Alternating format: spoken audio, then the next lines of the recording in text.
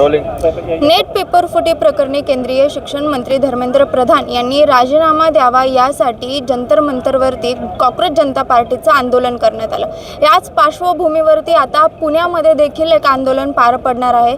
पुण्यातील या सावित्रीबाई फुले पुणे विद्यापीठात हे आंदोलन पार पडणार आहे। विशेष म्हणजे कॉक्रोच जनता पार्टीचे संस्थापक अभिजित दिपके यासोबतच सामाजिक कार्यकर्ते सोनम वांगचुक हे देखील या आंदोलनात जे आहेत ते सहभागी होणार आहे। सध्या पाहायला गेलं तर इथं विद्यार्थी जे आहेत किंवा प्रोटेस्टर्स जे आहेत ते आंदोलनात सहभागी होण्यासाठी हळूहळू जमायला सुरुवात झाली आहे। यासोबतच पोलिसांचा मोठा फौजफाटा जो आहे इथे असल्याचं आपल्याला पाहायला मिळते। काही विद्यार्थी देखील आता आपल्या सोबत आहेत, त्यांच्याकडून आपण जाणून काय सांगशील? आंदोलन आहे नीट पेपर फुटी प्रकरणात धर्मेंद्र प्रधान यांचा राजीनामा मागण्यासाठी हे आंदोलन करण्यात येते। पण दुसरीकडे कॉक्रोच जनता पार्टी जी आहे ती आता फक्त सोशल मीडियावरती पुरतीच मर्यादित नाही राहिली, तर प्रत्यक्षात यायला लागली। सगळ्यात मोठी गोष्ट म्हणजे की राजीनामा मागण्याची गरजच पडायला नाही पाहिजे, त्याला स्वतःहून द्यायला पाहिजे। आणि स्वतःची जबाबदारी घेण्यामध्ये अगर तुम्ही चुकतायत ना तर तुम्ही ना लायकीचेच नाहीत या पोस्टसाठी। अभिजित दिपके असतील, सोनम वांगचुक असतील, हे या आंदोलनात सहभागी होणार आहेत। काय वाटतं, विद्यार्थी तेवढा प्रतिसाद देतील का? विद्यार्थीचा प्रतिसाद देण्यासाठी पहिल्यापासून तयार आहेत, पण सगळ्यात मोठी गोष्ट म्हणजे जे लोक येत आहेत त्यांना त्या लोकांनी दाखवून दिलं की ते करू शकतात। आणि आता युथचा सपोर्ट आहे तुम्हाला, तर तुम्ही काय करू दाखवू शकत नाही असं काहीच आहे। धर्मेंद्र प्रधान यांनी नुकतंच म्हटलं होतं की ही जी परीक्षा आहे या परीक्षेत पुन्हा अशी चूक होणार नाही।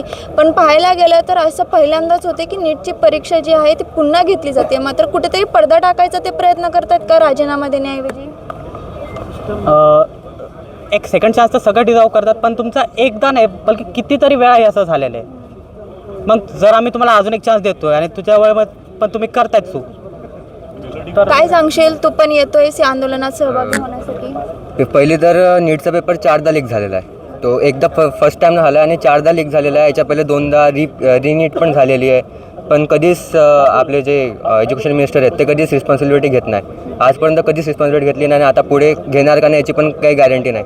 एवढं झालं लाईक पूर्ण 7 इयर्समध्ये आजपर्यंत 70 पेपर्स लीक झाले टोटल। सो याची रिस्पॉन्सिबिलिटी कोण घेणार? तर आम्ही आता स्टुडंट्स आहे, आम्ही प्रिपरेशन करतो। आता आलो काही, आता एवढे लोक आलो, आम्ही आज प्रोटेस्ट करू, उद्या आम्हाला डबल आमचा अभ्यास करावा लागणार पुढच्या पेपरसाठी प्रिपरेशन। पुढचा पेपर लीक नाही होईल याची गॅरंटी कोण घेणार?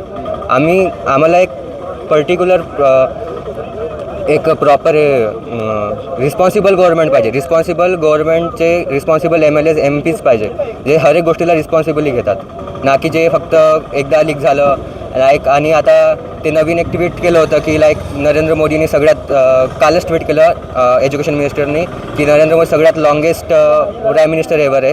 सो ते जगन्नाथपुरीला आरती करायला गेले। लाईक जगन्नाथपुरीला आरती करणे मेन आहे का एज्युकेशनमध्ये? एवढं लीक झाले, 70 पेपर लीक झाले, हे मेन आहे। लाईक तुम्हाला वाटत असेल मी म्हणजे हिंदुइझमचा, पण मी हिंदूच आहे, पण हे गोष्ट पण मेन म्हणजे एज्युकेशन आहे ना। मग त्यानंतर हिंदू मुस्लिम ते आहेत, बट कधीच रिस्पॉन्सिबिलिटी नाही घेतलं जात।